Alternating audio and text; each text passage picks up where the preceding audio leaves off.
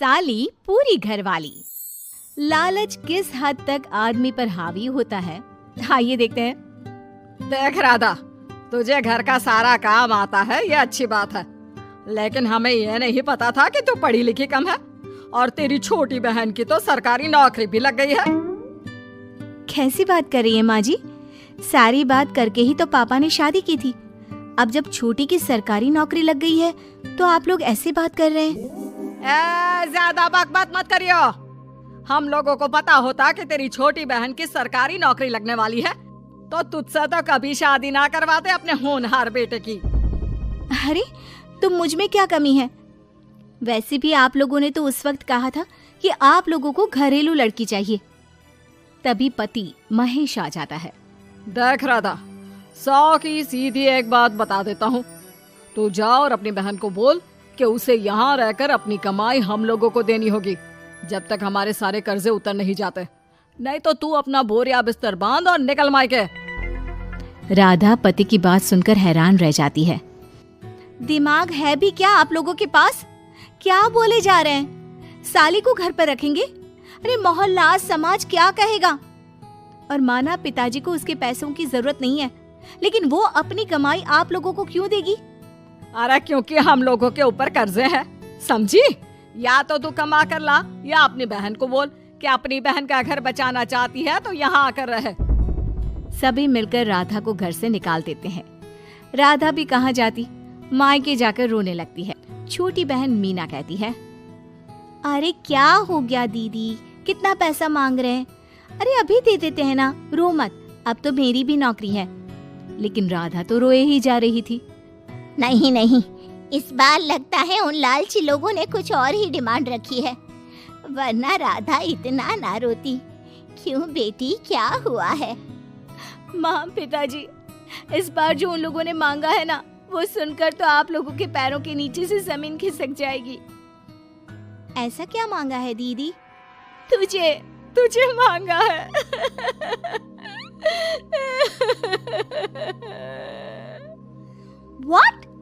What nonsense? दीदी क्या बोल रही हो, समझ रही हो?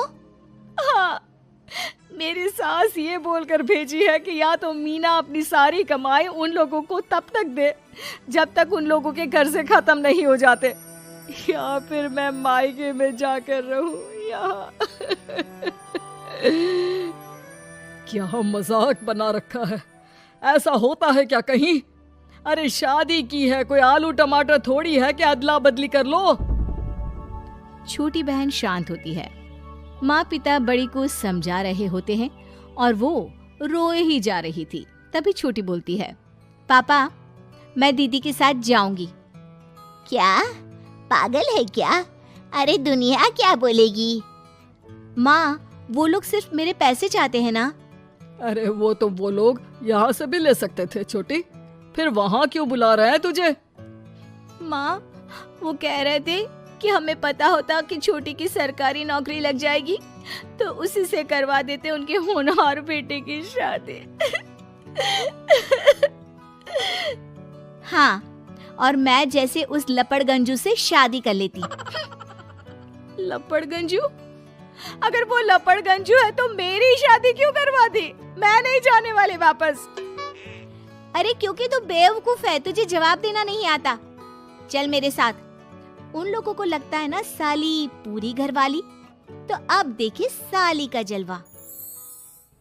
और शादीशुदा बेटी को पिता भी कितना घर बिठाते। उसके ससुराल जाते हैं दोनों बेटियों के साथ। आइए आइए, ले आए अपने कमाओ बेटी, ये अच्छा किया। समझदार आदमी की पहचान यही तो होती है। मुझसे बात करिए ना, मैं रहने आ रही हूँ इस घर में, तो मेरी कुछ शर्तें रहेंगी। अरे वाह जी वाह, बहन के ससुराल में भी शर्तें? अरे और क्या, आप लोगों को मेरे पैसे चाहिए, दीदी घर का काम करेगी, इतना सब मिल रहा है। वैसे आप तो जानती हैं, बाजार में बिना शर्तों के तो एक पॉलिसी भी नहीं मिलती है।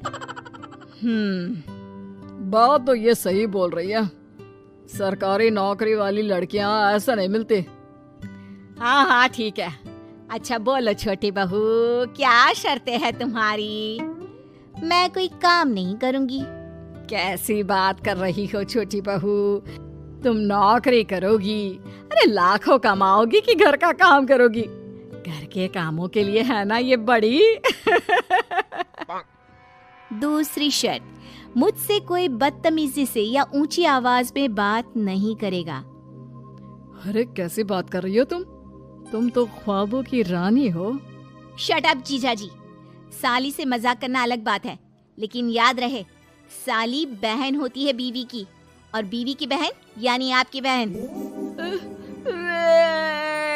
माँ ये क्या बोल रही है? बहन। अरे ना बेटा, मैं हूँ ना, बात करती हूँ ना, रो मत बच्चा, रो मत। खैर, पिता दोनों बेटियों को छोड़कर चले जाते हैं। अगली सुबह। अरे सरला, जल्दी से मेरा और तुम्हारी बहन का खाना पैक कर दो, हम लोग ऑफिस के लिए निकल रहे हैं। लेकिन सरला तो सोफे पर बैठकर टीवी देख रही होती है। देखो जी, मेरी बहन पैसे कमा रही है तो मैं क्यों काम करूं? याद है ना मम्मी जी क्या बोलती थी कि मेरा बेटा पैसा कमा रहा है, तब सारा काम मैं करती थी। अब मेरी बहन कमा रही है तो मैं भी काम नहीं करूंगी। हाँ। अरे साली साहिबा, चलिए ना, मैं आपको दफ्तर छोड़ देता हूँ। क्या रेपुटेशन बनेगी हमारी। हाँ हाँ जीजाजी चलिए, आज आपकी ये इच्छा भी पूरी कर देते हैं। छोटी के ऑफिस में। अरे ये कौन है? तेरे जीजाजी है ना? ये कैसे तुझे छोड़ने आ गए? अरे वो अब ना मेरे पास ही रहती है। सभी एक दूसरे की तरफ देखने लग जाते हैं। हाँ वो क्या है ना, दीदी तो पता है घरेलू महिला है, जीजाजी के कर्जे ज्यादा हैं और पढ़े लिखे इतने हैं नहीं कि कुछ अच्छी कमाई कर पाए, तो मेरी कमाई रखते हैं। बस जैसे ही इन लोगों का कर्जा खत्म हो जाएगा मैं अपने घर चली जाऊंगी। पास खड़े जीजाजी का मुंह बन जाता है। घर आकर, छोटी तुम ये क्या बकवास कर रही थी? ये सबको बताने की क्या जरूरत थी? अरे जीजाजी, आप खुलेआम सबको ये कहे कि साली आजकल मेरे साथ रहती है तो लोग क्या सोचेंगे आप जानते हैं ना। अरे उससे कुछ मत बोलना बेटा, चल मेरे साथ, तुझे ना बाजार का डोसा खिलाती हूँ। चल चल चल। हाँ दीदी तैयार हो जाओ, डोसा खिला रही हैं आंटी जी। तीनों जा रही होती है कि पास मोहल्ले की कुछ औरतें वहां पर जमा रहती है। अरे लाजो बहन, बहू की बहन यहीं रह रही है क्या? हाँ हाँ, इसे भी रख लिया है।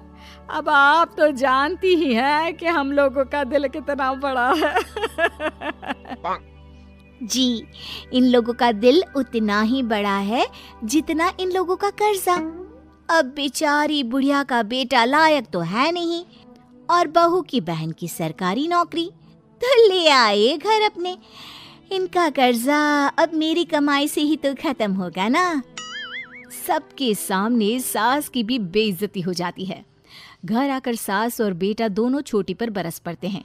बस, मैंने कहा था मुझ पर कोई नहीं चिल्लाएगा, मैं जा रही हूँ अब। अरे लेकिन, अरे जाने देना माँ, मुझे एक बात समझ में आ गई है, अगर हमें खुद पर विश्वास हो तो अपनी समस्याओं को हम खुद सुलझा सकते हैं, फिर हमें किसी की जरूरत नहीं है।